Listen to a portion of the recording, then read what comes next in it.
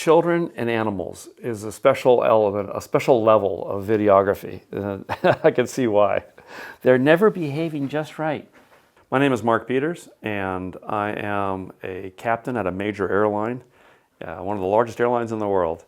And I became a vegan, I'd say I was about 1% vegan in 1973. And I say 1% vegan because that was, I think, the year that we had a tour of a slaughterhouse that some distant relative owned. And as a city kid, I had had no clue. I just sat down and ate what my parents put in front of me. I didn't make the connection between meat and murdered animals until I went on that tour.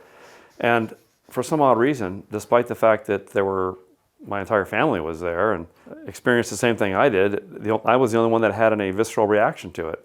And of course, next meal, my parents said the equivalent of, sit down, shut up, and eat. You need this to be strong and healthy, which is, of course, the same lies that their parents taught them, and their parents taught their grandparents, and so forth and so on. However, that was basically a 1% move, which meant I felt ever so slightly guilty about eating animal flesh because that was what people did in the 70s. It wasn't until survival training in the Air Force, mid-80s, that I was exposed again to the visceral nature of murdering sentient beings for their flesh. There was a rabbit that was killed by our team of 4 people so that we could learn how to kill animals in a survival situation. And I heard the animal scream, and I thought, this is the second most evil thing I've seen in my life. And I became more interested and more vegetarian, if you will, at that point. But again, in that environment of the Air Force and the military training, it was very, very difficult to transition into anything other than a conventional standard American diet, which was lots of meat and lots of butter and lots of cheeses and so forth. In the prelude to the Gulf War, I had some downtime, and a friend of mine loaned me a book called Diet for a New America by John Robbins, whose father is the Robbins in Baskin and Robbins.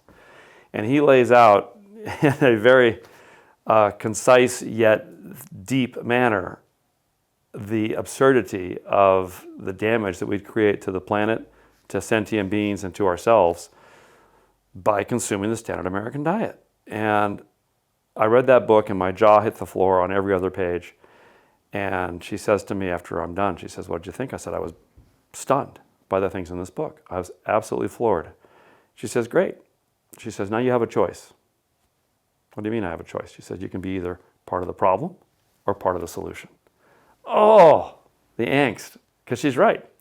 So at that time, I started seriously going down the path towards vegetarianism. And it wasn't until probably a decade and a half later that I discovered a weekend course that PETA had put on regarding the truth about animal industries and so forth. And I learned all about the lies of happy cows. And I realized, oh my gosh, I don't have any horns. I don't have a tail. I've been weaned for decades. Why am I drinking milk and eating cheese? And that pushed me in the early 2000s or so into complete veganism, as much as I possibly can in a career where you don't have many dining options on occasion. But in general, 99% vegan. That also turned me into more of an activist because so many people have absolutely no clue, like I did as a child, because meat comes from the store. And of course cats and dogs have sentience and feelings, but cows and pigs and chickens, oh no, those don't have any of that, because that's what those are the lies our parents teach us, not out of malice, simply out of kind of repetition. And it's because it's what's in step with everybody else. So it's a $5 answer to a 5-cent question, but that's why I'm vegan, and that's why it took me so many years, over so many decades, to convert to 100% vegan. What did you notice different physiologically, mentally, emotionally? Anything different after going? By far. You feel so much lighter after you eat a vegan meal. A whole food, plant-based meal is just better for you. It's what we're designed to eat, as it turns out.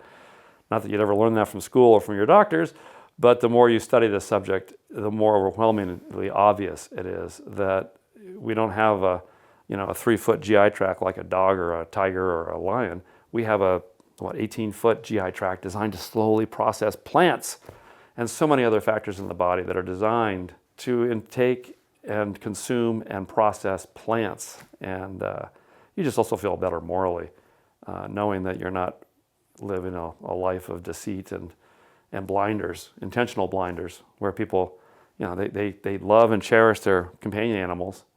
They're part of the family. But every other species out there, oh, those are completely different animals. Those are the animals that we murder and torture and we kill and eat the parts. It just doesn't make any logical sense, but here's where we are. So There's a sense of feeling different somehow, knowing this. yes. And it's not a moral superiority thing. It's just an enlightened position of having seen the death, having seen the trauma, having seen what I call nothing less than evil. I don't happen to have a fork with me, but I use the fork as a metaphor. It's a weapon of mass destruction. Most people do not understand that what you put on that fork can create misery and death and suffering for 100 sentient beings a year that are slaughtered. So their pieces can be cut up and put on your fork. How many? 100 a year is my understanding, approximately. Oh, per person. Per person, per year, you're right. Or you can put plants on there without the suffering and the cruelty and the evil and the death and the murder. And the positives just go on and on and on. So yeah, it's truly a wonderful experience. But for most people, it's an experience of fear because they have this image of, oh, I'll have to eat salad for the rest of my life. No, you won't. There are gazillions of options out there. And more importantly, every 3 weeks you get a whole new set of taste buds anyway, and you can retrain your tastes. And you should, because it's the right thing to do. No question. Some people think, what does it matter what I do? To each his own. It's a personal choice. Don't try to preach to me, Does it matter what other people do? Oh, profoundly so. If we just keep a whole foods plant-based lifestyle amongst the people in the know, we're going to take decades to affect society and affect the population of the planet and all sentient beings on the planet. We really have to be activists. And that doesn't mean being in people's faces all the time. On the contrary, I have found one of the most successful activist moves you can make is to put a button on that says, ask me why I'm vegan, or refers to any part of the vegan out lifestyle. Because there are a stunning number of people who have a niece, a nephew, a cousin, a boyfriend, a girlfriend, someone in their circle who is vegan, but that's the only vegan they know. So when they see your button, they go, oh, another vegan. And they will initiate a conversation with you. And then all of a sudden that boyfriend, girlfriend, niece, that relative or acquaintance is no longer a one-off. That's, oh, there's somebody else. And there's a third person that I happen to see at this store. And I saw someone wearing a button on the sidewalk. So my quest for everyone in the vegan animal rights community is no matter where you are on the journey, get a button. Because without a button, you're Joe Schmo. You're completely unapproachable from a vegan or animal rights perspective. But as soon as you put a button on that says, I'm approachable, talk to me about this button. Because I put this button on for a reason, and that reason is to have you ask me a question. And I've gone to so many demos over the years, and those are a more constricted environment, and it's more difficult. But when someone sees you wearing a button in a public environment, and walking down the street or at the grocery store or a restaurant, it initiates conversations, and that is how we make progress. Because there really isn't a broccoli lobby, there really isn't a cauliflower lobby, and the animals don't really have a voice because they suffer in silence. Well, let me rephrase that. They suffer in places where their screams cannot be heard, which is more accurate. And I really encourage everyone who's even remotely interested in making a difference for the planet, wear a button. Wear a button. Make yourself approachable. Every day is an opportunity for the animals. Every day is an opportunity to meet someone who was thinking about veganism or thinking about eating less meat, and you might be the person that pushes them a little bit further to start exploring further and finding out the facts of what's going on. But to answer your original question, yes, it matters. Yes, it matters. The only thing for the triumph of evil is for good men to do nothing.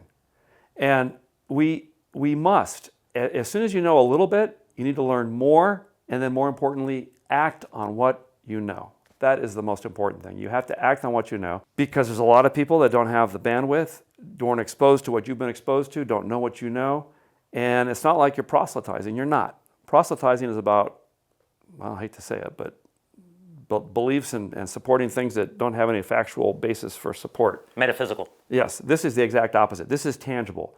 If I kick or stab these two dogs or the cat, you know what? There's going to be an ouch, there's going to be a scream, a bark, a yelp, and suffering. That's real world. And when someone goes to the grocery store and puts down their money for something, and Anna LaPay's quote is beautiful on this. It's Every time you buy something, it's a vote for the kind of world you want. So every single day, when you go to the store or when you put something on your fork, that is a vote for what you want. Now, I can't fix the 7 billion people on the planet, but I can sure as heck address 1 or 2 people at a time, hopefully more, and get them to engage, to be aware.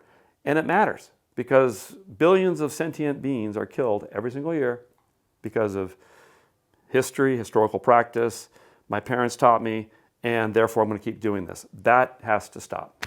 It has to stop with us. You're also very knowledgeable about other reasons why it's important for others. I'm thinking you're talking about greenhouse gases, and the UN FAO 2006 devoted to basically the entire globe's animal agriculture and agriculture in general practices. And they reported back then that all animal agriculture was actually combined, created more greenhouse gases than all transportation combined. And that's huge because we only have one planet. We don't get a control planet or a spare planet. And we're running the most dangerous experiment in human history. We're trying to see just how much greenhouse gas can we dump into the atmosphere before we don't have an unusable planet anymore. That doesn't end well. No matter how you slice it, that doesn't end well because you can't undo that experiment. Once you've dumped all that greenhouse gas, it's going to take potentially decades to centuries to resolve that. And we don't have that kind of time. And if you just look at it from the pure environmental aspect, there's no contest. You don't take a catastrophic existence level threat with something on your one planet. It's just insane. It's illogical. It doesn't pass it's just dumb. And people will look back on this era and say, what were they thinking? Or were they even thinking at all? And the reality is, I don't think a lot of people are doing a lot of thinking these days. Somebody is eating an animal. It might be hard for them to make the connection on how that's a detrimental impact on their footprint. The animals and the food produced for the animals and all the efforts to raise the food, which is then given to the animals, of which we get something like 10% of the mass out of that, creates a huge amount of greenhouse gases. Greenhouse gases adds carbon dioxide to the atmosphere, among other gases. That creates carbonic acid in the oceans, which makes the oceans more acidic. And more importantly, it creates an envelope around the planet, which makes the planet hotter and hotter and hotter, which leads to things called positive feedback loops, which are detrimental to the entire planet. You have a choice between a good thing and a bad thing. Take the choice towards the good thing, not the bad thing. But going back to the planetary aspects, your choice is one of millions of choices that day as to what I'm going to eat. And that choice creates demand to raise more animals, to murder more animals and produce more greenhouse gases from their emissions of the animals just living, and from all the effort it takes to raise the corn and the feed for the animals as well. So it's a huge chain of events that happen when you make one person's choice to get this one particular meal, multiplied by billions of people on the planet. It all adds up. There are probably 20 or 30 positive feedback loops, and what that means is you start making a change, and then the change begets more change. Classic example, polar ice caps are warming 4 times faster than they expected, which is not a good thing. As the ice caps melt, what's underneath the ice? 2 things, either dark, cold water or permafrost, dark earth. Both of those things absorb heat a lot more than shiny snow. Shiny snow reflects it back into the atmosphere and back into space. As that snow melts, underneath it absorbs the heat, which is not good because we want to reflect that heat back out into space. So as you absorb that heat, the water gets warmer, and worse, for the permafrost, it starts to melt. The process of melting permafrost releases massive amounts of methane. And I'm talking all of northern Canada, Russia, Siberia, the whole package. As you start to melt more of that permafrost, you release more methane. The methane is 42 times more powerful as a greenhouse gas than carbon dioxide. Hence, begetting more warming, which melts more ice cap. See how this circle is not a virtuous circle? It's quite the non-virtuous circle because it accelerates the rate at which you gain more heat. And of course, trying to undo these things could be very, very, very, very difficult, if not impossible. Now, somebody might say, well, aren't we headed toward another ice age, and isn't it a good thing to... Sure, there's a bunch of great websites. Climate.gov is a great one. NASA.climate.gov as well. And then there's another one called Skeptical Science. That's a privately run volunteer website where they list something like 190 questions or myths about climate. And that's one of them, actually. The ice age is coming anyway. This is a natural cycle and so forth. And what they do at Skeptical Science is especially good, is they actually take the myth, whatever's prevalent in the news, and they actually rank them from 1 to 190 something. And whichever one keeps rising to the surface, they just post it, the myth, and then they have a basic answer for the sixth graders, and then advanced, and then I think expert. And they basically just list all of the peer-reviewed scientific papers that say, no, this is why that myth is incorrect. And for when it comes to the natural cycle, ice age is coming anyway, those are changes that occur over millennia. The amount of warming that we've seen literally in decades is unprecedented in the entire planet's history. And they know this from ice core samples and so forth, which are literally a genealogy of the planet measured in thousands of years from the poles, because each layer of snow, each season creates a marker, and they can tell exactly what the climate was in the poles or at the poles for centuries and centuries in the past. And the amount of increase in temperature we've had over the short period of time that we've been observing this is simply off the charts, off the charts.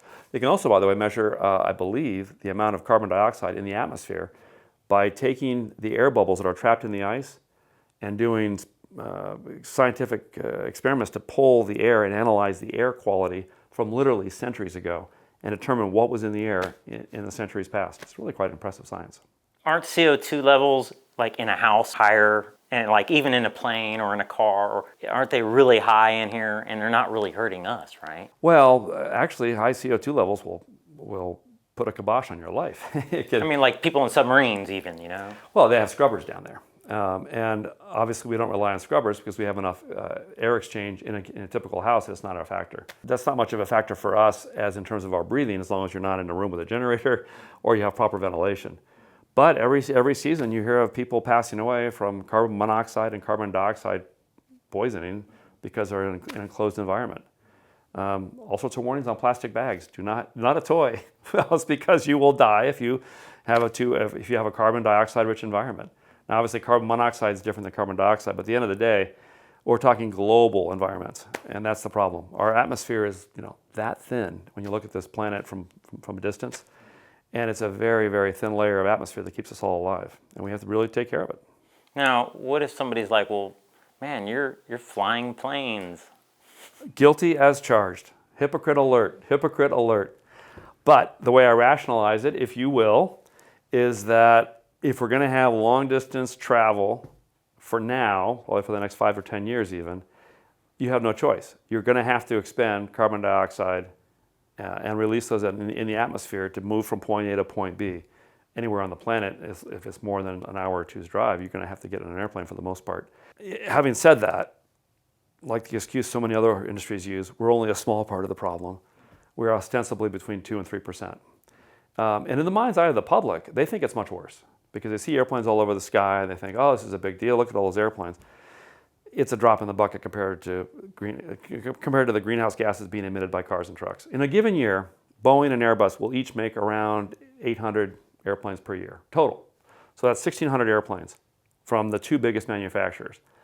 And that's in a typical good year for both of them. 1,600 airplanes. A typical year for automobiles and cars and trucks is measured in the 90 to 100 million units. That's how many cars and trucks are made in any given year. You multiply that over the number of years we've been building cars and trucks, there's a fleet size of around 2 billion units out there. That's why it's so important for people to not just think of the environmental aspects of eating animals, but also look forward to keeping a better planet for all humans as well, and all living beings on the planet, by considering a transition to a carbon-free future. And Greta Thunberg has done a phenomenal job spreading the word on that. And like she says, don't listen to her, listen to the scientists. And that's her pitch, is I'm in high school. You shouldn't be listening to me. But she has an audience, and she's used it incredibly well to raise awareness with Strike for the Climates on Fridays and so forth, where millions upon millions of school children are skipping school on Fridays to protest, like she started way back, I guess, 3 or 4 years ago, and now she's a global phenomena. And then she rode a sailboat when she had to present to the UN. That's impressive. I mean, to get on a sailboat and cross the ocean on a small boat with really big waves in the ocean, she's on a higher pinnacle than me, because I just get on a plane and I'll just fly. So she's probably on a moral high ground, and I can't hold that high ground, unfortunately. But you're doing a good job in other ways. So share some of those other ways that you compensate. Oh yeah, well, to make up for my day job, we have completely transitioned our house to 100% electricity. And we have solar panels on the house from way back in 2013. We got rid of our gas water heaters. We got rid of our gas furnaces. All of our cars are electric. It just makes sense. If you can get free energy from that big fusion reaction 8 light minutes away, why not take advantage of it? It's a no-brainer. And our system was a phenomenally smart move financially as well. It paid for itself in well under 2 years, like a year and a third, because we were on the numbers. We were spending $2,000 for electricity for the house for the year, give or take, a little bit less, a little bit more. Each car in the garage, about $2,000 worth of gasoline a year. That's $6,000 right there. So guess what? Our system was like $8,000 and change. Poof, a year, and we got rid of the cars, got rid of the gas furnaces and so forth. So the net result was we've been pocketing about $6,000 in our back pocket simply by doing the right thing for the environment. And with these tax credits coming up from the IRA, the Inflation Reduction Act, it's a no-brainer. People have got to be on the leading edge of this because most people are so busy, taking care of their family and raising their kids and taking kids to soccer practice that a lot of people don't know of the details of these issues, whether it's the tax law changes or the environmental implications of the status quo. But when they see a neighbor do something or they see a relative do something, they go, yeah, I should look into this. Especially if you're the neighbor or the person doing this, then you can spread the word because you have, hopefully by watching this, you'll have the bandwidth and know that, hey, these are things that are available to us. Let's take advantage of them. This is a little nudge in the right direction. Let's do this and see what happens. See how many other people we can convince to make these changes, to move off the status quo. That's the most important thing. Now, some people might say the Tesla car, the battery, and all that. It's going to be detrimental to the environment because you're going to have to replace the battery, and it's a common refrain. We call it FUD: fear, uncertainty, and doubt. Whenever you're suggesting a change, the industries that profit from the status quo, they get very nervous. They get very, very nervous because it is a massive gravy train to keep the status quo going as long as they can. I have a favorite statistic that I share with many people. And it's basically 3 numbers that everyone can remember. 1, 2, 3. 1, 2, 3. That is the amount of money that ExxonMobil made, I think it was 2016 or 12, a couple of years ago. They made $123 million every single day of the year. I bring that up because that's one company of the thousands that are involved in oil and gas. Between the drillers and the shippers and the pipeline companies, you name it, there's thousands of companies involved in the current status quo. ExxonMobil has a long history of funding organizations and think tanks and backdoor people to encourage fear, uncertainty, and doubt about any change to the status quo. And so they'll bring up any tangential issue they can possibly bring up, even if it's completely absurd, but in front of the right audience, whether it be Fox News, not to pick one at random, or One America or something. The audience, some audience segments are primed to jump on some esoteric, absurd fact, with air quotes, when the reality is there's nothing there. And the batteries is a classic example. Oh, you're going to have all these mines, and cobalt comes from Congo, or some bad country in Africa. They have artisanal child miners digging this out of the ground, and yet they ignore their cell phone. When the reality is that cobalt being a classic example, the Congo is a classic example of this. Apparently they do have some children mining for cobalt. Well, the companies that are doing the right thing are trying to minimize their use of cobalt in batteries, and the cobalt they do use is sustainably sourced, i.e. from other countries other than the Congo.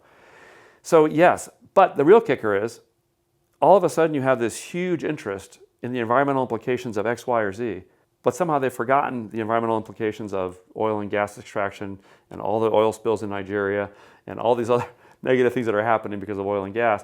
But now all of a sudden we're transitioning, let's focus on the environmental implications, which while they are there in some capacity, they're not applicable to automobiles because most of them are being sourced correctly. And more importantly, once mined, they're mined forever. You have a refined source of magnesium or cobalt or aluminum, in that battery pack. So even though that battery pack may last 10, 15, 20 years, at some point, granted, it's going to have end of life, that pack is a gold mine of materials. There isn't already, but there will be, let me rephrase that. There already is a very small recycling loop, but there are so few batteries in that loop that it's growing to meet the demand. There's a company called Redwood Materials right outside of Sparks, Nevada, right almost next door to the world's largest battery factory, what a coincidence, trying to find as many people's old cell phones and old drills and old toothbrushes and to get those materials and process them, because once they're refined, you can skip all the mining and processing steps because you have it right there in that battery. And they disassemble the batteries, take out all the valuable elements, which is like 99% of it, and then send them to the battery factories. So once mined, it can be reused indefinitely. And that is a huge environmental boost. As compared to oil and gas, you mine it, you burn it, you keep mining more and more and more and more and more. And I love to give the example of the tar sands in Canada, not to be too tangential, but talk about an environmental nightmare. There are people flying drones over the tar sands, and the amount of waste product and destruction and carbon emitted just to get that oil out of the ground in Canada is tremendous. But somehow the fossil fuel industry doesn't really talk about that. It's kind of off the back burner. It doesn't even get on the stove. It just falls off into the ether. So yeah, there's lots of industries that fight tooth and nail. And they don't show up as Shell or BP or ExxonMobil in debates. No. They're far too sophisticated. They're taking the page out of the tobacco wars from the 70s and just refining it to the nth degree. They pay people to, they pick a group, Competitive Enterprise Institute or Americans for Prosperity or some happy sounding name, and they pay them a lot of money to go up there and just basically BS debate people, because it can't be ExxonMobil and Shell and Conoco, and they got to have somebody outside, defending the American consumer against high energy prices or some other BS to confuse people. And unfortunately, it works really, really well. There are great documentaries. Climate of Doubt. PBS Frontline just did a 3-part series literally last month, 2 months ago, called The Power of Big Oil. And they devoted 3 full weeks to this series because it basically lays out how they've hired third parties to do their dirty work for them. And we're talking a fraction of one day's profits. If ExxonMobil made $123 million a day in 1 year, that they could spend $2 million. What is that, like 3 minutes? 3 minutes of one day's profits to pay people to spread fear, uncertainty, and doubt about solar panels or batteries or electric vehicles. And unfortunately, the way we're so bifurcated in America today, there is a huge audience for this stuff, even though it's pure garbage. I had a friend that I submitted a little package to explaining some of these things about the status quo and the forces keeping him and his wife to keep buying internal combustion engine vehicles, gasoline and diesel. And he wrote back with an article from the Epoch Times talking about cobalt in the Congo or something and child miners. No direct connection, but they expect their audience to make the connection. And of course, they have Fox News on 24/7, so it comes with the territory. Tying this a little bit more intimately into the ethical aspect of veganism, you've done some pretty awesome things with Tesla. Share a little bit about that. It was very perplexing that a company devoted to accelerating the transition to a sustainable future and so forth would make you buy a leather interior. Those of us that know anything about animals or how leather is produced, it involves a huge amount of toxic chemicals, incredible worker abuse, because those same chemicals are typically on the skin of the workers that are tanning the leather and so forth, because the leather wants to degrade. So they have to treat it so it doesn't degrade and turn into garbage in your car or leather or your purse or whatever. I was blown away that Tesla was following inadvertently in the footsteps of so many other manufacturers and making you have to order a leather interior if you wanted to get other options and so forth, basically forcing the vast majority of their fleet to have what I call the dead cowskin interior, or the murdered cowskin interior. I was blindsided by that because it was just so nonsensical, especially because Elon Musk focuses on first principles and doing the right thing from the basic elements of what would be the most right thing to do at any given decision point. And so my wife and I made a presentation back in 2015 to the Tesla shareholders meeting, and we made official formal proposals, 2 of them, one related to the environmental aspect and one related to the ethical and moral aspects of making people get leather interiors in their Teslas. And both were resoundingly voted down by the voters. 99.7, I think, was one, and 99.9 negative, thumbs down on the other. However, by the fact that we presented at the shareholders meeting in front of the board and in front of Elon Musk and emphasized the first principle nature of what they were doing, within 2 years, every interior aspect, the steering wheel, the seats, everything in Teslas was 100% vegan. And that blew us away because most companies take shareholder proposals and kind of dismiss them as lunatic or fringe or whatever. But I think that combined with the efforts of a documentary called The Cowspiracy was phenomenally effective and getting Tesla to be, I think, probably the first major car company to go 100% vegan. I think they will all follow eventually because it's just inevitable. Like, doing the right thing might take a while, but most people eventually do.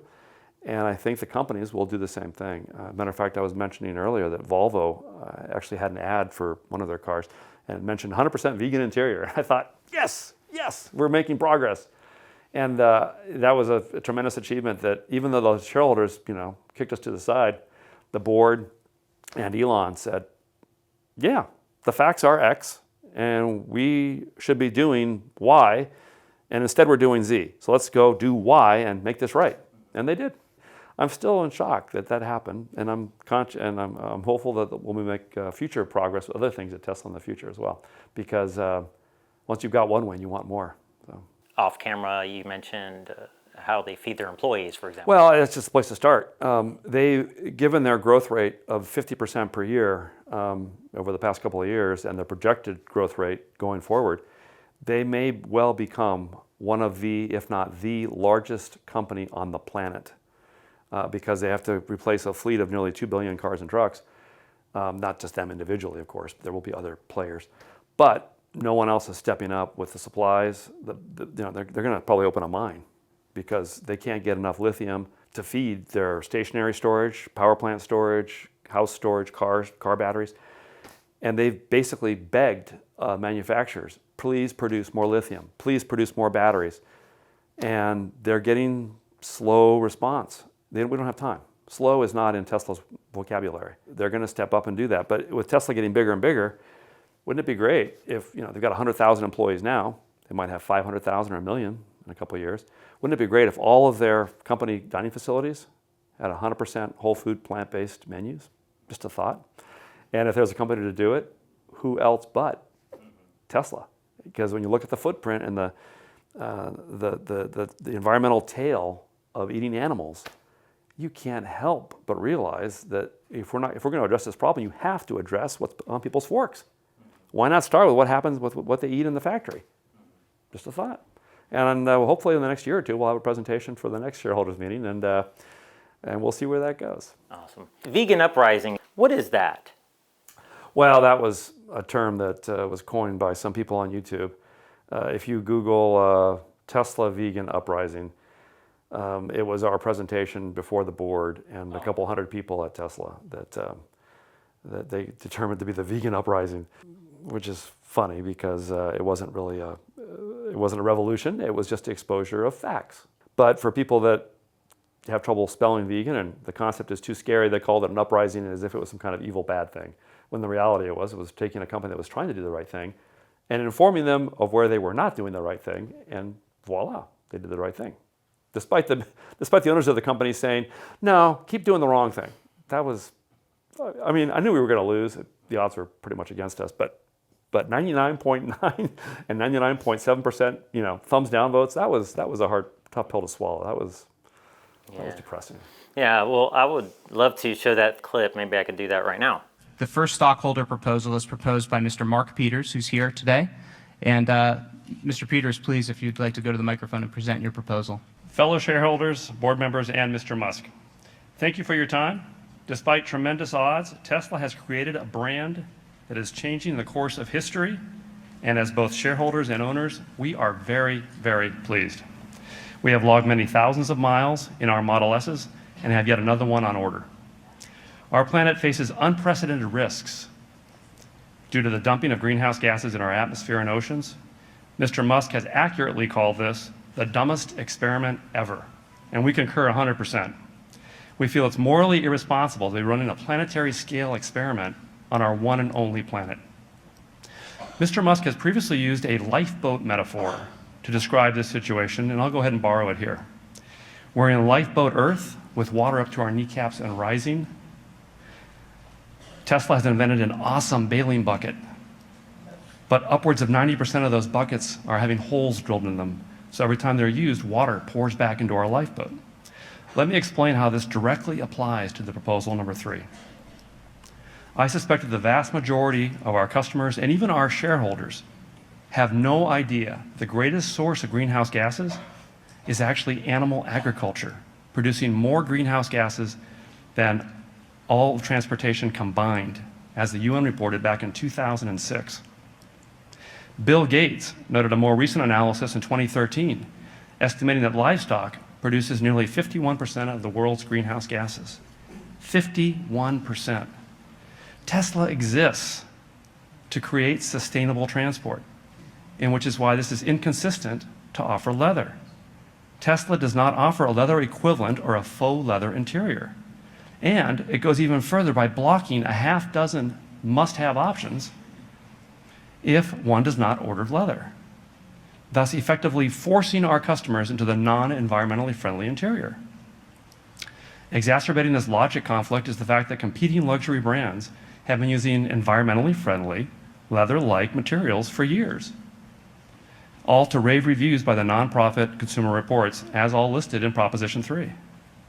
Tesla is an intelligent, data-driven company. We encourage Tesla to apply its principles to the interiors of our cars. By using leather, Tesla is promoting the animal agriculture industry, the industry that's doing the most damage to lifeboat Earth. This is in direct conflict with Tesla's goal of reducing greenhouse gases, and frankly, it is un-Tesla. My 3 minutes are almost up. Mr. Musk, you and the other board members were sent a DVD copy of a documentary called Cowspiracy. It has over 20 pages of source links over on cowspiracy.com/facts. 20 pages. I have brought another 7 copies for the board, and will seriously hope that the environmental black hole at Tesla can be fixed. We and the future occupants of Lifeboat Earth truly trust you will make the right choices going forward. Thank you. Thank you, Mr. Peters.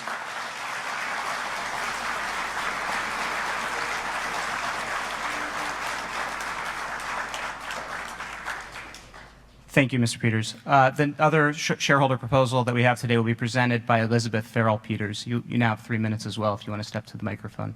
Good afternoon, fellow shareholders, Mr. Musk, and board members. Thank you for your time. Our first Tesla purchase was in 2013, and since the moment we acquired our car, our enthusiasm has been bursting at the seams. So much so that some of my patients have given me the nickname Tess. And our friends are extremely concerned that my husband and I have been infected with a severe and incurable case of Tesla-itis. My first Tesla was an anniversary gift, and it was fully vegan. I was quite pleased that Tesla had accommodated the request, but later found out that my husband had to go through extreme measures to get a fully vegan Tesla. I was very surprised by this because I thought Tesla was such an environmentally aware company. Please allow me to share the reality of animal agriculture. I grew up on a farm, a veal farm. I know firsthand the grim existence the animals endure. I experienced the ammonia stench of untreated waste, the extreme confinement of the baby calves, and the merciless way they are shipped to their death. This is the unfortunate truth of agribusiness. Nearly all animals used as commodities and used for their parts are treated this way. There is no reverence for life or compassion for the sentient beings that they are. Mr. Musk, At last year's USC graduation, you spoke of first principles. You said, boil things down to the most fundamental truths you can imagine and reason up from there. And this is a good way to figure out if something really makes sense, or if it's just what everybody else is doing. Let's apply that same test to Tesla. Tesla has two choices. Tesla can continue to fill cars with the skins of sentient beings that suffer unspeakable horror while adding massive amounts of greenhouse gases to the air, according to the UN and other sources. This is a fundamental truth of using animal skins. Or Tesla can adopt one of the many faux leather interiors used by Mercedes-Benz, Lexus, BMW, Infiniti, and others that are cruelty-free, have wonderful reviews, last a long time, come in multiple colors, and involve far less greenhouse gases. We don't want to plug other brands, but we visited luxury various brands dealerships and found that seats with faux leather alternatives were simply outstanding. They are even available with heating and cooling functions. In light of the facts, how can Tesla remain attached to the first choice? Sometimes awareness is the first step to making a difference. Mr. Musk, given the potential risk to our planet, please review the facts and stop forcing the ordering of leather. Please adopt environmentally friendly interiors. Our planet does not have decades to spare. Thank you.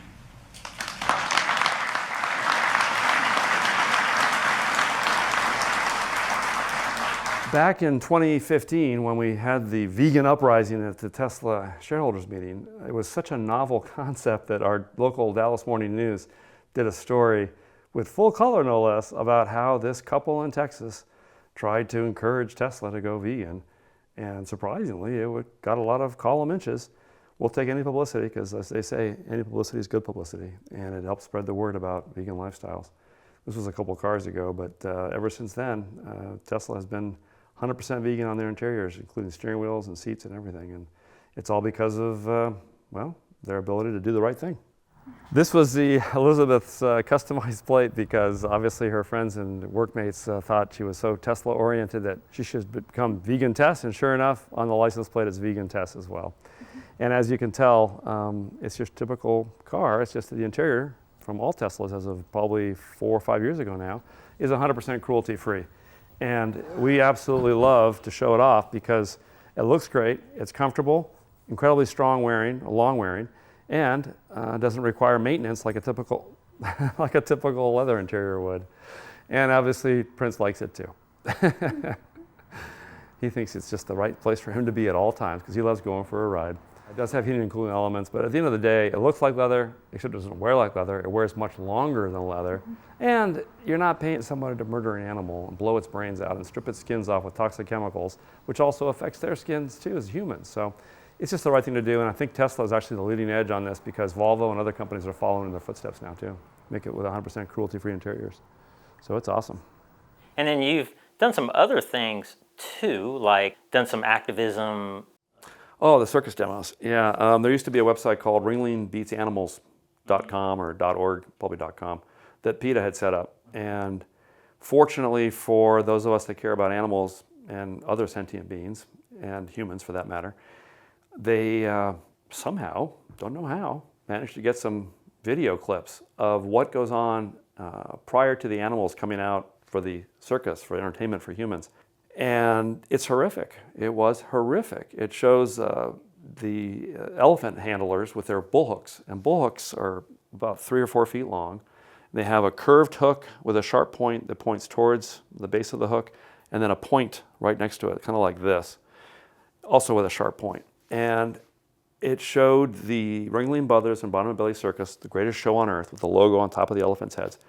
And all the trainers had lined up and they were getting ready to march out into the public and make all the kids excited. And they were just being sadistic, kicking them and hitting them with the bull hook. And the elephants learn, obviously, as part of this process, that they have to abide by the direction or there's going to be punishment. And that is how they created entertainment for humans, is they would literally hurt the animals for human entertainment. And the fact that someone, probably someone inside the circus, was so disgusted by this that there were hidden cameras to capture this was phenomenal, because that footage got to PETA. PETA gave the footage to us, other activists around the country, if not around the world. And I would literally walk with a laptop in front of the people standing in line to buy tickets for this. And I would be really positive. It's difficult to be positive, but you got to be positive, because you can't come across as negative. And I would present to the people in line, hey, I know you're going to the circus this year, your kids are here, but for next year's choices, consider maybe a human circus like Cirque du Soleil or something like that, because this is what you're paying for when you buy a ticket here. And it would be a 35-second, 40-second loop of them cursing at the elephants and hitting them with the bull hooks, and it was just pure evil. And surprisingly, every year it felt like the crowds were getting smaller, and then all of a sudden, we won. Ringling Brothers and Barnum and Bailey Circus went out of business, which is a phenomenal thing, because it's been around for decades of abuse, and people were paying for it. But Anna LaPay's quote, again, every time you buy something, it's a vote for the kind of world you want.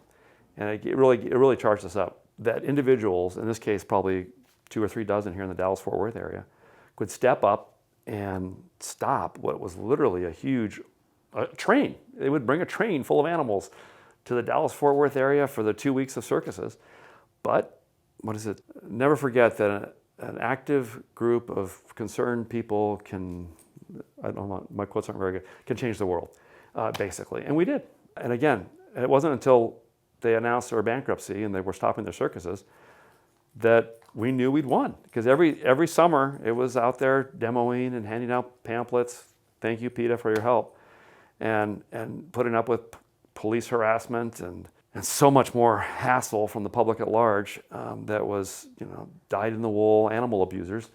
And I'm here to, show my kids how to have a good time at the circus and whatever. There's always going to be a 5 or 10 percentile of group that just hates your guts for changing their worldview, or even trying to change their worldview. But the vast majority of people just said, you know what? I think we won't go to the circus next year. And some people, talk about impressive, some people, even with their kids in tow, would watch the video and say, you know what? We're not going to the circus this year. They would turn around and go right back home. And I just thought that was such an impressive move in front of your kids to do that, because it also teaches the kids, hey, my parents are about principle, and they learned something. And even though we were going this direction on this vector and we were going to do this, they learned something, and you know what? That direction changed. And that's a really good lesson for their kids, I think. Remind me, what year did you go vegan? Well, if you want to count the 1% vegan, that was probably like in 1973. But realistically, probably closer to 2005 or so, somewhere in there. And I'm curious why you didn't really just go sooner. Well, that's a good question. I should have. But the biggest issue was I didn't know about the details of dairy. I thought, well, the cows give milk. It's perfectly natural.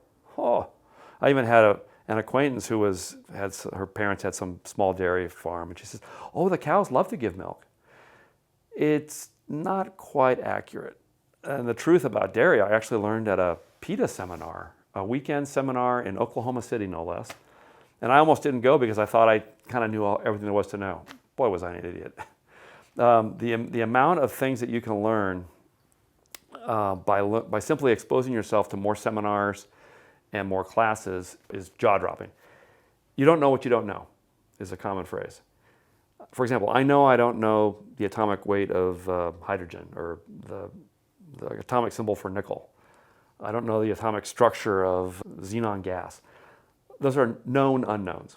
But you don't know what you don't know. And until I went to that seminar with PETA over the weekend in Oklahoma City, I was completely oblivious to the fact that cows give milk for their babies, which seems kind of intuitive.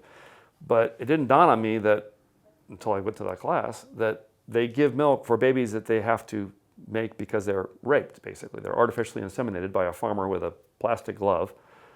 And they rape the cow every year to make a baby calf, which then we kidnap. We kidnap the calf within hours of birth, because if we left the calf with the mom, they would drink the milk. Oh, we can't have that because we want to steal the milk too. So we have created an entire infrastructure of people that rape cows, steal babies, chain up the babies, and steal the milk. And then we repeat this cycle over and over and over again until the mom cow is so worn out and beat up and abused that it dies, and then we chop it up into hamburger. And if you were to be watching this from outer space, you'd go, wow, those are some really mean people. And instead we get billboards from the California Dairy Association that talks about happy cows. I don't think cows like being raped. I don't think they like having their babies stolen from them. And there's plenty of videos on YouTube of mom cows running after their calves that are being literally ripped from them hours after birth.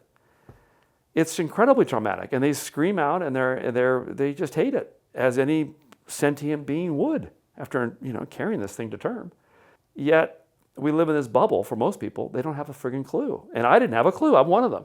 So that was the part that turned me into the vegan, because I was eating cheese and drinking milk, the whole 9 yards, because I didn't know any better. That's the importance of education, which dovetails nicely into the talking to people about this, because the California Dairy Association doesn't talk about those things. They talk about happy cows and green fields when it's pure fiction. It's absolute pure fiction. We shouldn't live lives of pure fiction. We should live lives of truth and fact and reality and making better choices. Did you say your family also had something to do with animal agriculture? We had a distant relative that, unbeknownst to us, had a slaughterhouse, and that's what set me on that path when I was about 10 or 11 years old, that we actually saw the process from cow to ground beef, and it was the most... You saw that at 10? Yeah, we saw that whole thing. We saw the whole process. And as an 11-year-old, I was flabbergasted that no one else seemed to be as affected as I was.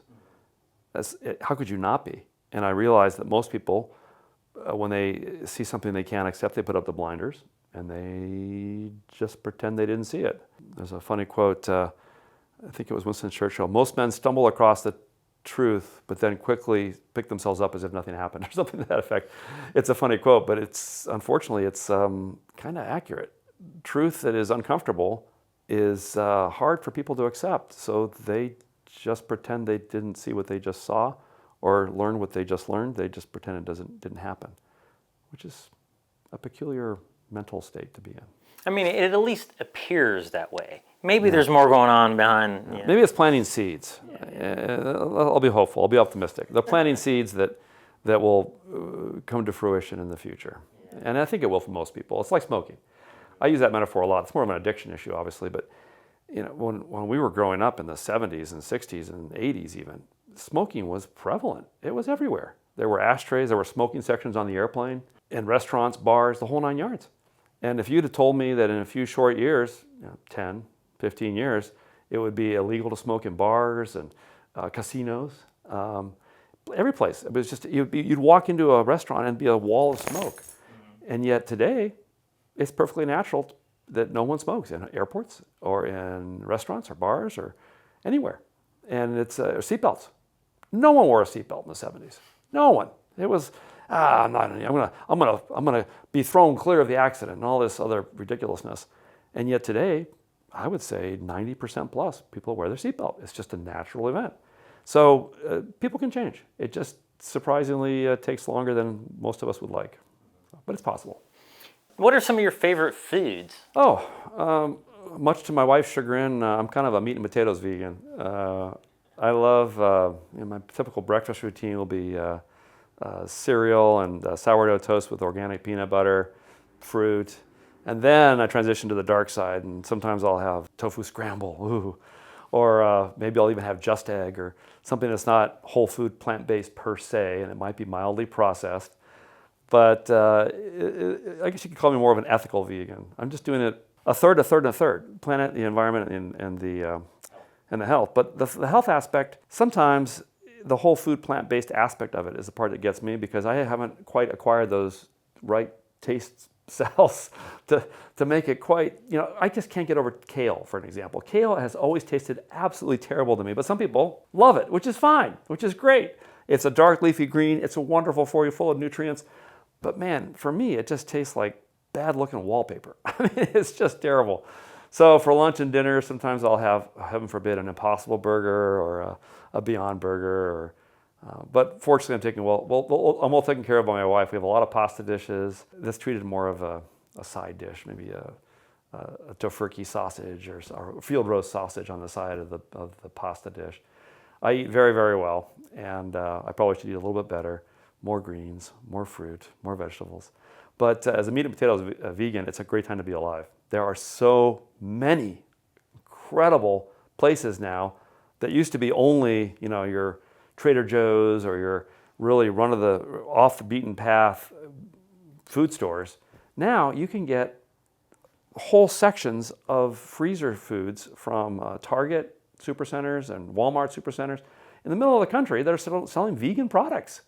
Gardein, which is garden protein, Gardein, get it? They've got a huge amount of shelf space in Walmart. And I know it's not technically, it's kind of processed, but it's animal free and it's vegan and it doesn't have any cholesterol in it. So it's better for you and it's better for the planet and sure as heck a lot better for the animals. In the transitional state, which I should be long beyond that, but in the transitional state for everybody else who's coming off a, meat every meal, animal flesh every meal kind of lifestyle, this is a huge, huge, huge move up the chain progress, huge move on the needle. Even Burger King, they've got the Impossible Burger, I think, Impossible Whopper. Phenomenal, phenomenal. That means any Burger King in the country, maybe the world, has vegan options. And I'm not talking like, salad. I'm talking, well, nothing wrong with salad. Salad's great. But it gives people that are never going to consider a life of pure salad for the rest of their future, even a second's thought, they might try the Impossible Whopper. They might try the TGI Fridays Beyond Burger. And once they try it, they realize, hey, this tastes really good. And they start doing, hopefully, a little bit more research, and they realize, hey, I can make a choice for good versus a choice for evil. That's great. That's great. Yeah. You could ask them to microwave it, right? That's true. That's true. The important thing is that it's just, there's no animal murder involved. There's no cruelty.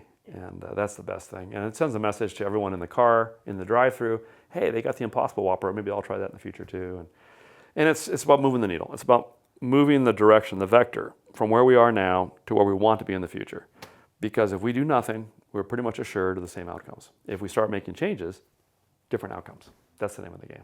Do you have any quotes you want to share that resonate with some of the things we've been talking about, or just something you would want to share? Yes. As a matter of fact, whenever I hear a good quote, I try to memorize it, but then I also put it on my cell phone as well. The one I like the most is George Bernard Shaw's quote, "The reasonable man adapts himself to the world. The unreasonable man persists in trying to adapt the world to himself. Therefore, all progress comes from the unreasonable man."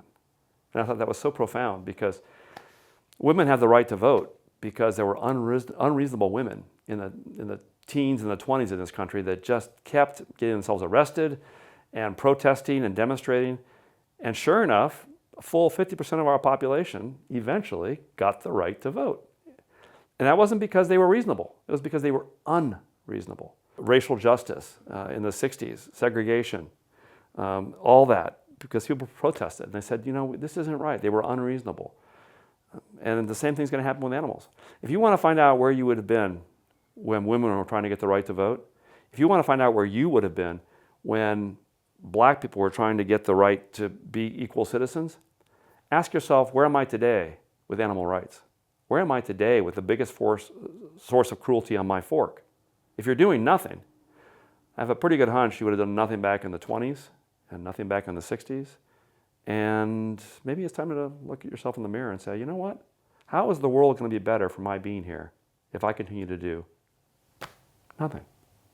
And chances are you could do a lot more. And even if it only involves wearing a button, that's still something. That is something. But when it comes to quotes, I have so many that I've saved over the years. I'll try and make it quick because some of these they're all short, but they're all powerful. I've talked about Anna LaPace.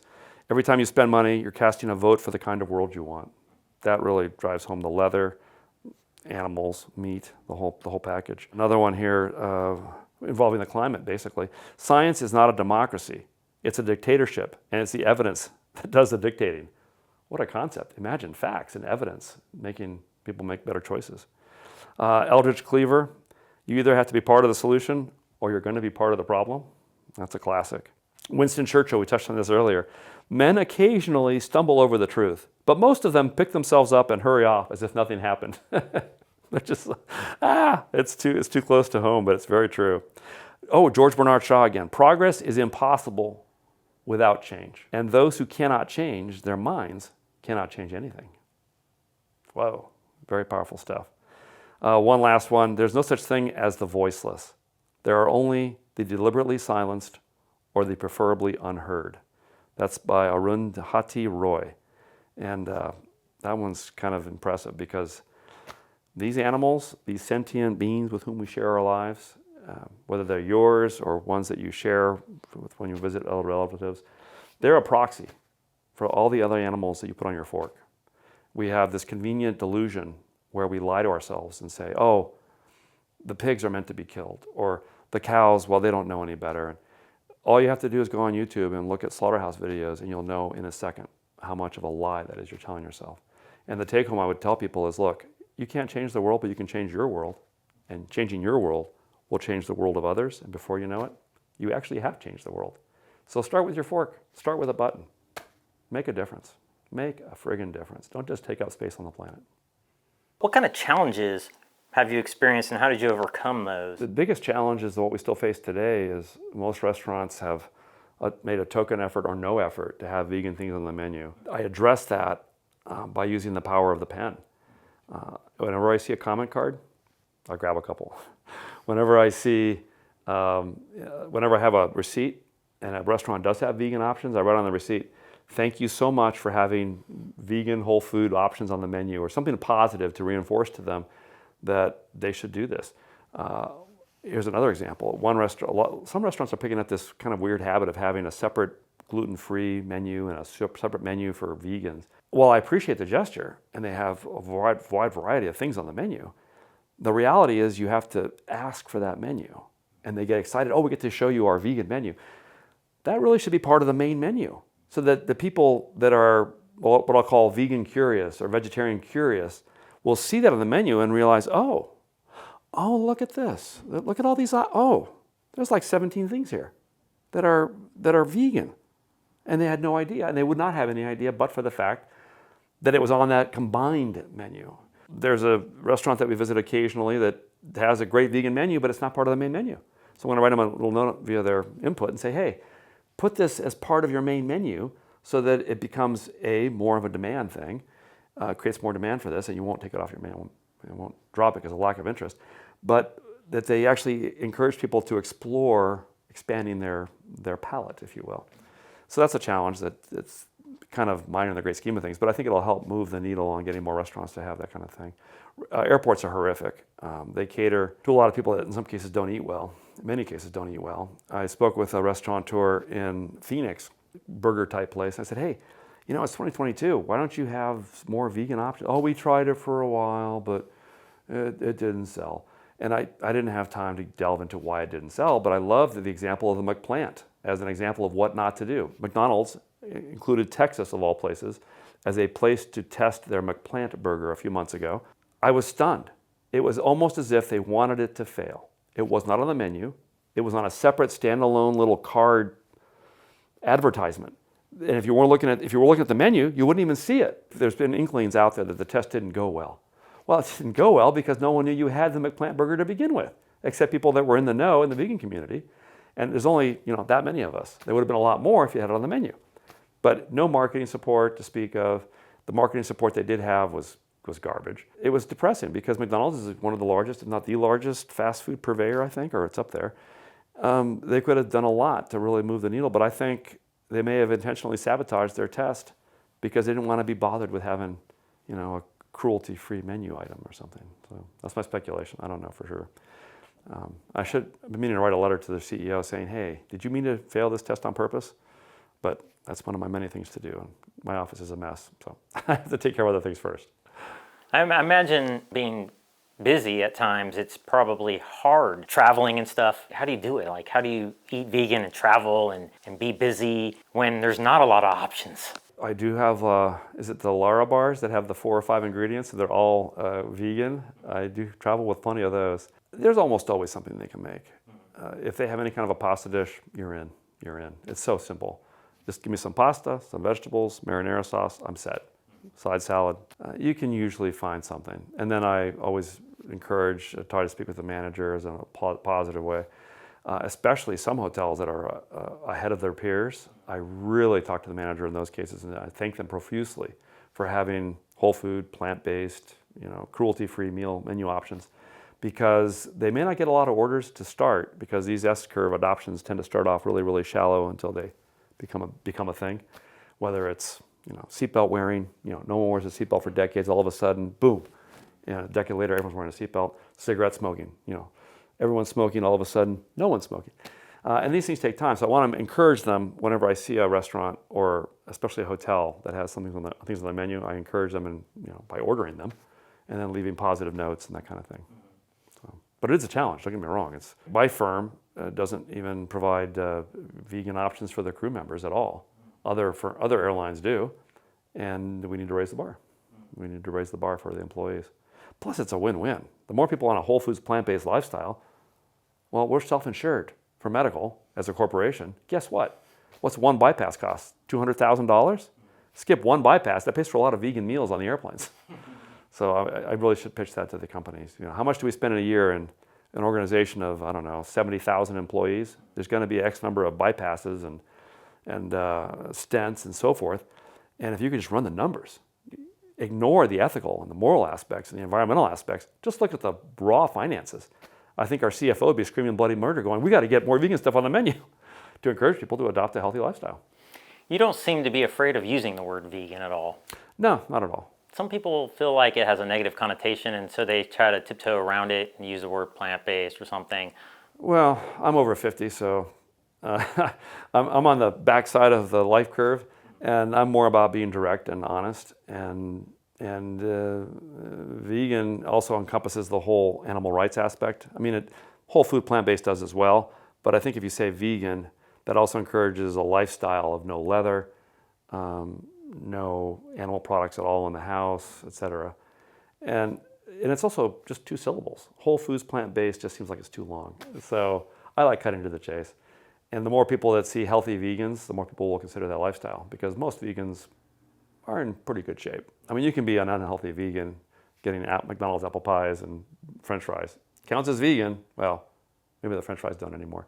Near vegan, but it's not a good picture. You want to be able to look and act as an exemplar of what the better lifestyle would be, with reduced cruelty and reduced evil and better choices, better outcomes. Mm-hmm. Do you think if somebody's eating whole plant foods exclusively, they seem maybe a little indifferent to the ethical side, do you think they're still vegan? Sure.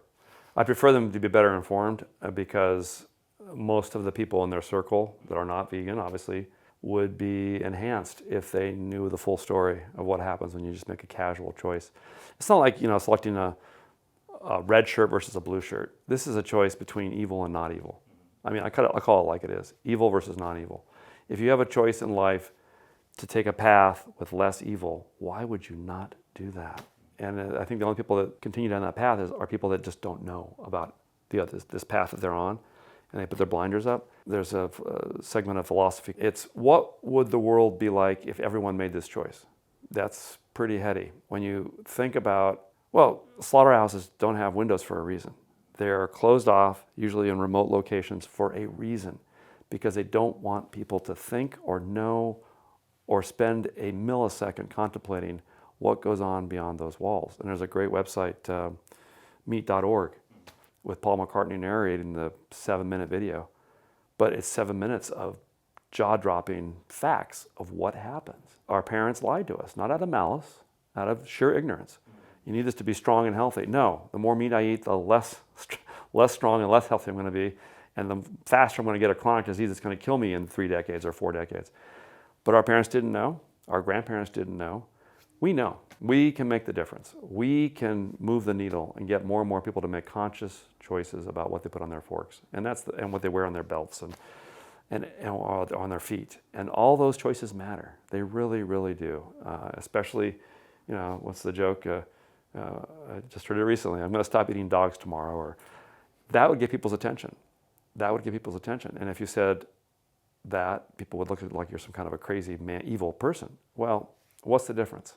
What is the difference? They're sentient beings that fear, they love, they have tails that wag, and they get excited when they see humans they know and don't know, and they want to get to know. yet we've created this artificial reality for the people live in. And we just can't keep going on in a life with billions of people living lives of artificial reality. It's insane. Now, how did you know it would be safe, though, like for you to stop eating animals? Oh, that was a big thing in the 70s and 80s. Oh, you need this to be strong and healthy. But there was budding evidence at the time that, gosh, these people are actually, and actually in the book, Diet for a New America, John Robbins has a whole chapter or two devoted to people that have world records in fill in the blank, whether it's track and field or weightlifting or whatever. Well, hold it. How can they be vegan? Oh, maybe there's something to this. And so it's the ability to put aside the fear, do the research, do the discovery, and the more you look, the more you find out that, yeah, this is actually safe. Not just safe, it's actually better for you. Yeah, much better for you. Do you ever get any ridicule for being vegan? Plenty. And you just learn to roll with the punches because you don't want to be the solemn vegan in the corner. You got to be able to engage and laugh back at them, laugh with them, but bring them along slowly but surely. Try and put the hook in there and reel them in. Bad metaphor, but we want to bring them with you and bring them to a place of better knowledge. And there are still people that are just never going to switch, and that's fine. You can't fix everything in one fell swoop. And some people may look like a lost cause, and they may come around later, but that's not where you want to spend your effort. You want to spend your effort with younger people because they're more open-minded. I mean, what's the joke? Over 30, their mind's made up, don't bother me with the facts kind of thinking. It becomes more prevalent after 30, and I think they're right. Some people just cannot accept new contemplations and new thoughts after a certain age. In contrast, people in high school and college, they're all about exploring and trying new things and challenging the assumptions their parents taught them. That's a ripe environment for people to be exposed to this. That's why PETA 2, which is their offshoot for the younger group, kids and so forth. I think PETA really struck a gold mine with that because kids are also more empathetic with animals. I think they sense more of the animals' thinking and the feeling and so forth, which we adults have blocked off because we've learned to block things away and not think things through thoroughly. And kids are more direct and more honest, and they feel and sense what the animals are feeling and sensing.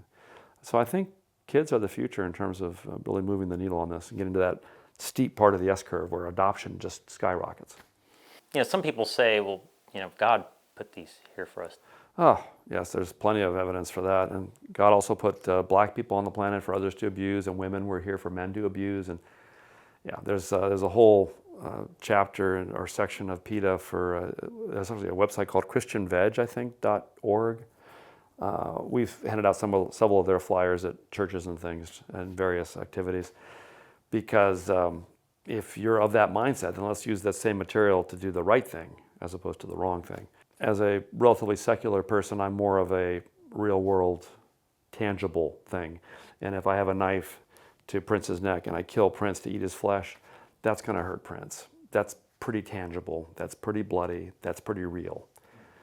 Thinking about the ethereal and the, how many angels can dance on the head of a pin argument that is not really based in reality and not to belabor and cause distress among all that are religious. But at the end of the day, we're talking about books that are 2,000 or 3,000 years old that don't have a binder that you can open up and put new pages in as we discover more. They're fixed books. The Torah is pretty rigid. There's no adoptions, there's no modifications or improvements as we learn more. There's no addendum. Same thing with the Bible. It's a fixed book. So things that we did 2,000 years ago, we probably shouldn't be doing today. We should probably have advanced a little bit. And if it's being used to justify flat out evil, there's probably a lesson in there that maybe there are some other things that are in that are not really supported by anything. This is kind of a silly question, but unfortunately it comes up, and it came up last night on my trip here in a video I was listening to. Plants are alive too. Why is it okay to kill them? Excellent point. If you just look at the raw, let's assume that your point is accurate and plants can suffer. Well, we want to minimize suffering, right? So why would you raise, I don't know, let's pick a number, 100 pounds of wheat or grains to feed to a cow so you can get your equivalent of what that would be 10 pounds of meat? That's 100 pounds of grain that were murdered for you to have that 10 pounds of meat. So if your argument holds water, you should still be vegan. Part two to that is there's no evidence that the plants have any central nervous system or can feel pain in any way, shape, or form. In strong contrast, if I poke this cute little dog here to my left or that cute dog to the right with a sharp implement and kill them, there will be trauma. There will be pain. There will be feelings of disgust because they've learned to love us and trust us, and instead we're killing them. So those are two pretty strong refutations for that argument. Do you think we'll ever see a vegan world? Absolutely. It's inevitable.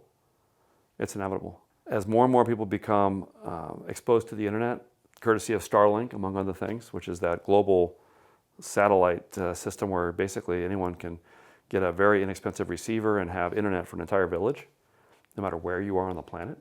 As long as you have a solar panel with a plug and you can power up a laptop, you can have the internet. So all the world's knowledge is basically available to every corner of the planet. And what is the Justice Brandeis's quote? Sunlight is the best disinfectant.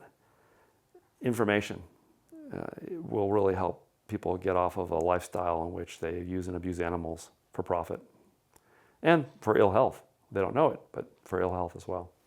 If the doctor said you had to eat animals, would you? I would get a new doctor.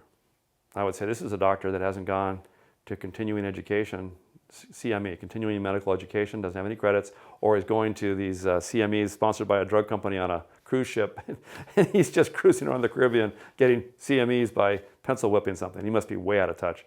And to be perfectly honest, not to belabor doctors, but I read somewhere that they only get like an hour of nutrition training in an entire career because it's all about policies or procedures, and prevention is kind of a dirty word.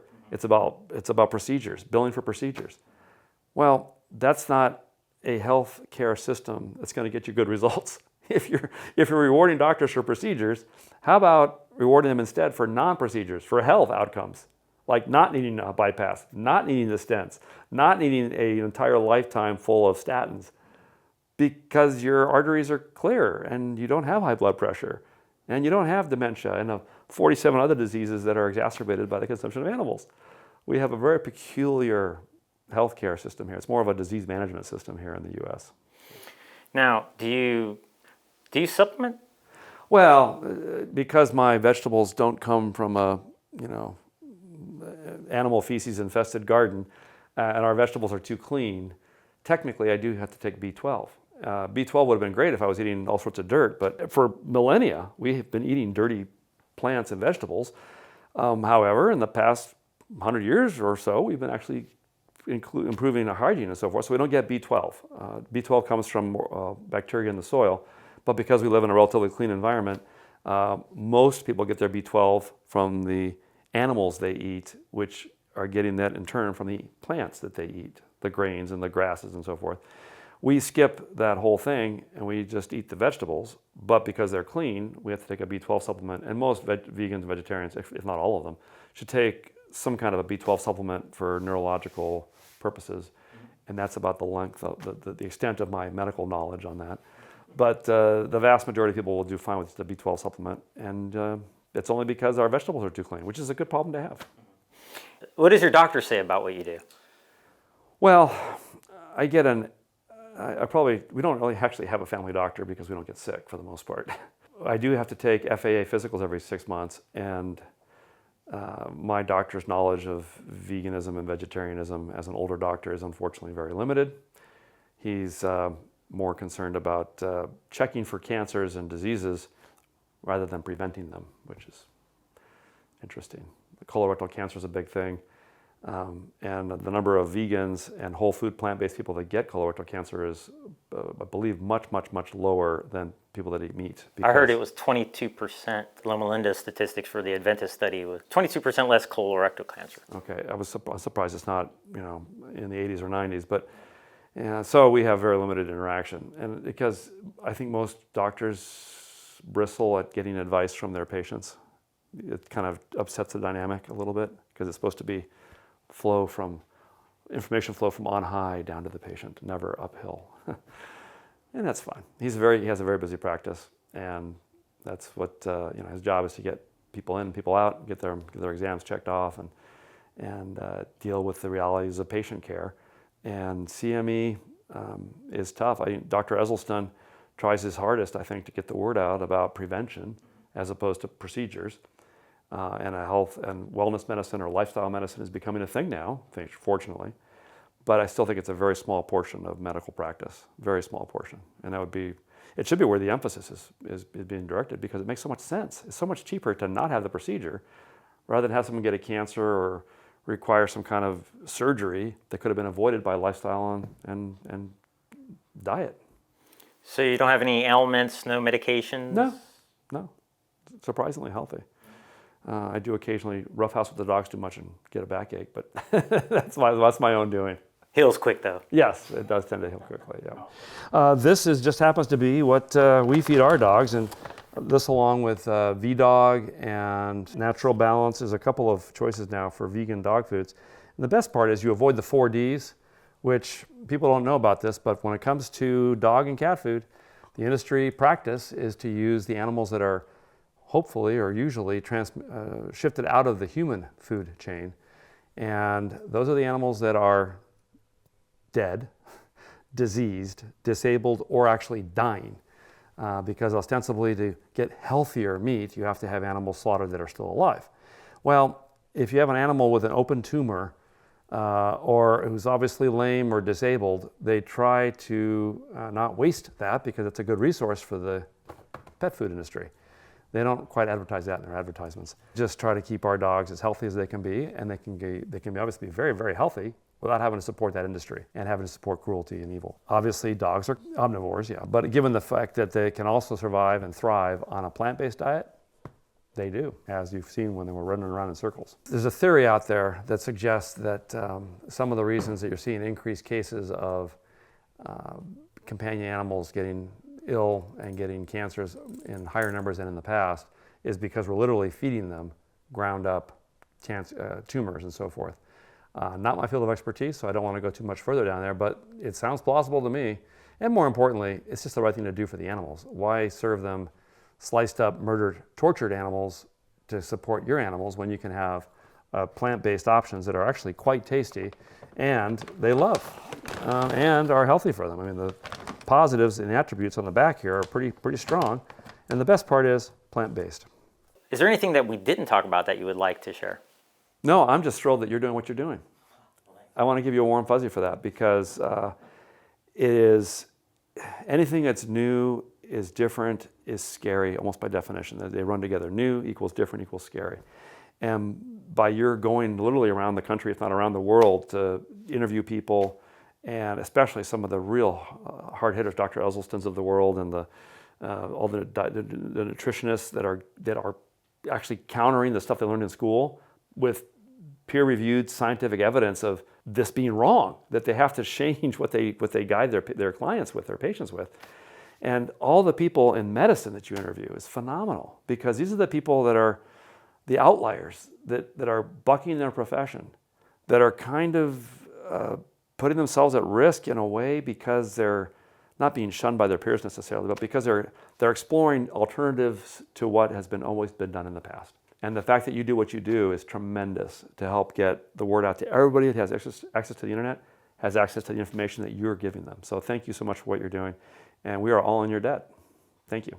What's next? You got some other activism activities on the agenda? Well, it's been, a full 7 years since the vegan uprising at the Tesla event, so we got to get back on that on board, and get on board with that, and proposing some new proposals to move the needle on that, because granted, they've got vegan interiors, but we could do more with them.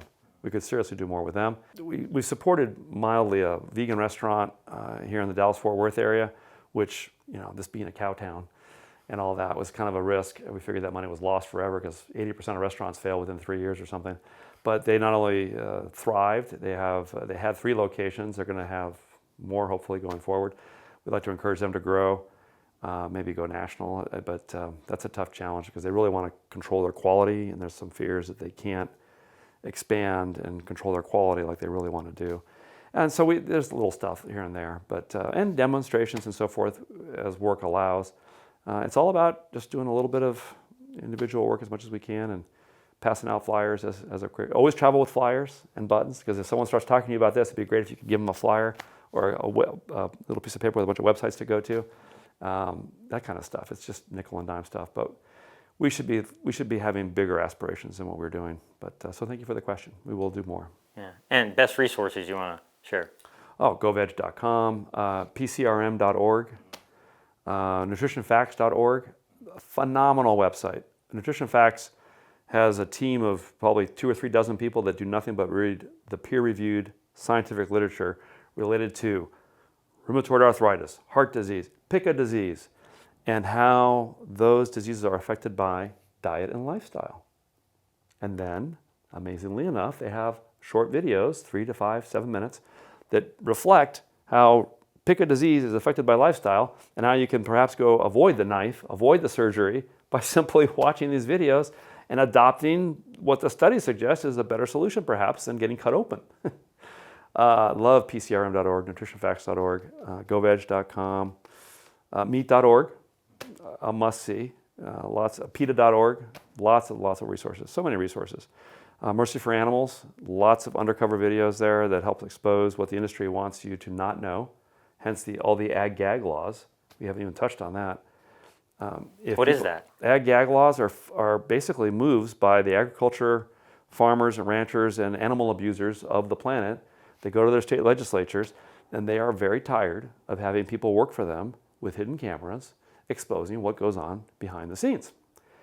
They hate that because they want to create this fiction of happy cows and all this other utter bullshit, when in the reality is it's an abusive, incredibly sadistic environment where the more you shrink the size of the pen and the more abuse the animals endure, the more profit the farmer makes. And they don't like that information to get out. They don't like the chickens being thrown into the cages because time, it all matters about time. And so the faster they can throw the animals into the transport truck and get it to the slaughterhouse, the better. They hate that. So they have they've gone to their legislatures in various states around the country and made it a felony offense to videotape what goes on behind the scenes or inside a farm or a processing facility, which is pretty sick because legislatures respond to money and they get campaign contributions from the farmers, and the citizen doesn't have much of an input and they're busy raising their kids and trying to earn money for their family. They don't see this stuff going on in the background, but I think there's got to be probably a dozen states now that have enacted AG-GAG laws to gag anyone that might spread the word about what goes on, to tell the truth. It's almost as if we're becoming a Soviet state in some ways, or a communist state where the news is suppressed. Any news that's not desired news or acceptable news is suppressed and hidden, kept away from the public.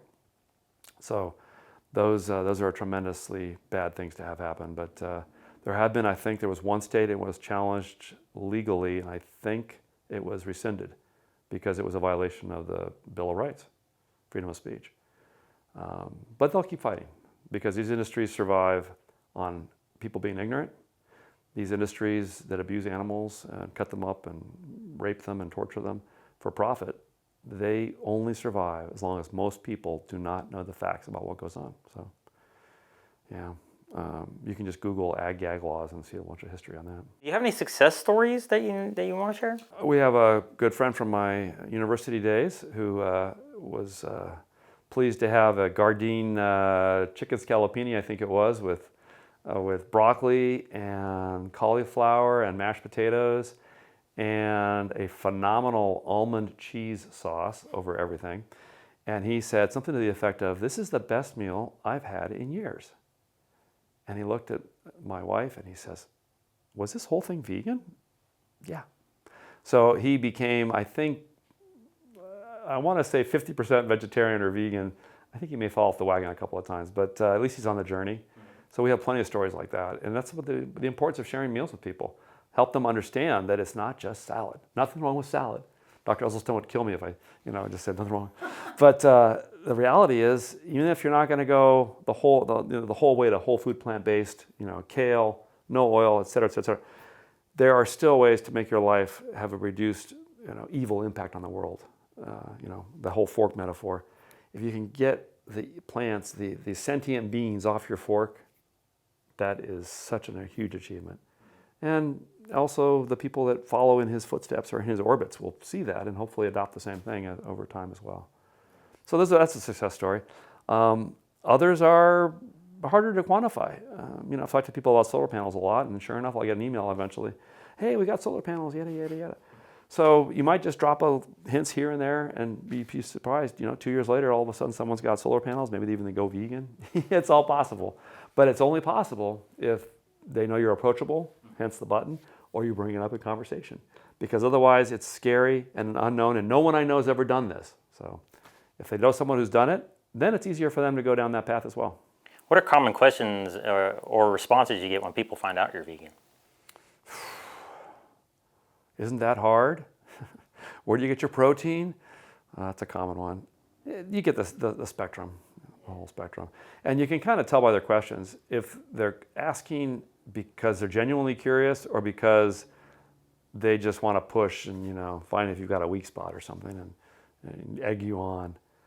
You kind of have to be careful with it, especially in the workplace, because obviously you're there to do a job, X, Y, or Z, not convert the world in your workplace. The standard questions. And I think as more and more evidence comes out, you're going to see the food pyramid and the food dietary guidance change from the USDA over time.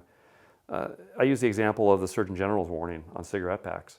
It took, I believe, Dr. Greger said it took 3 years for the Surgeon General's subcommittee on tobacco to come up with the recommendations.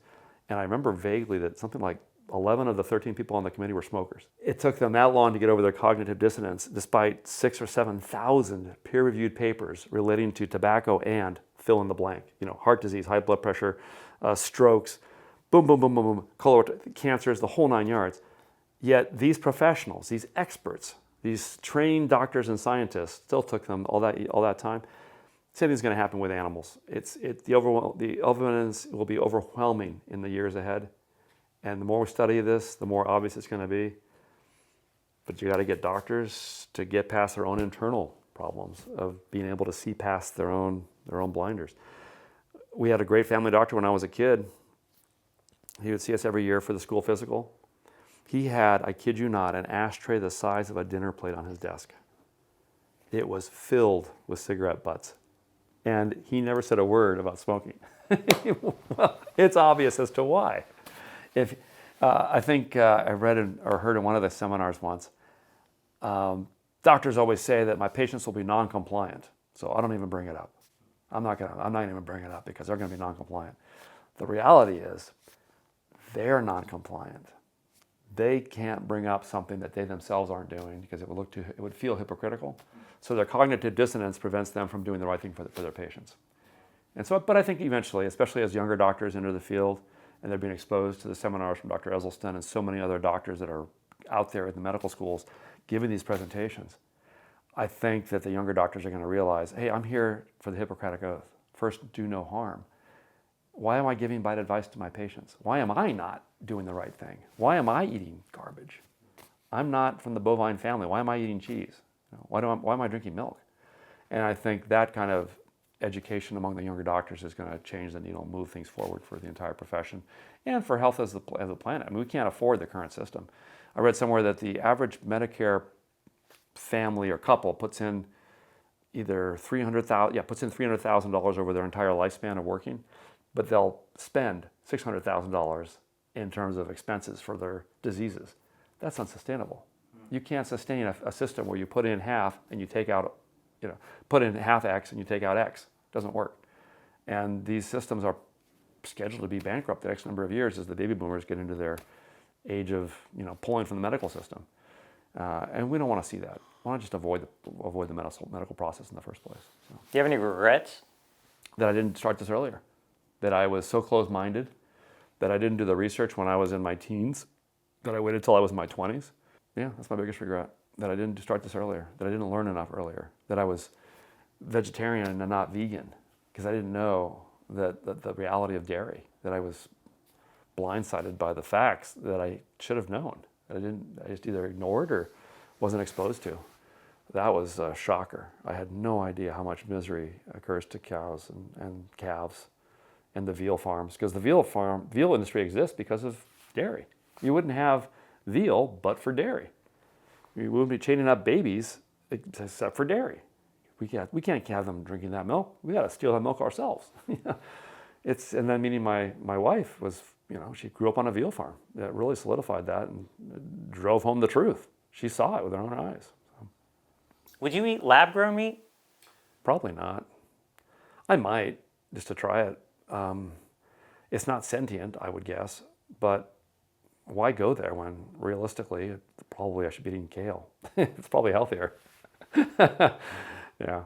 No, I probably don't need to do that. I'm already in the doghouse, no pun intended, with the occasional Impossible Burger and the occasional TGI Fridays Beyond Burger, because I think it has the SOS, the salt, sugar, oil, and salt, which in some circles are apparently very, very, very bad for us. I don't know for sure, so I minimize the consumption of those.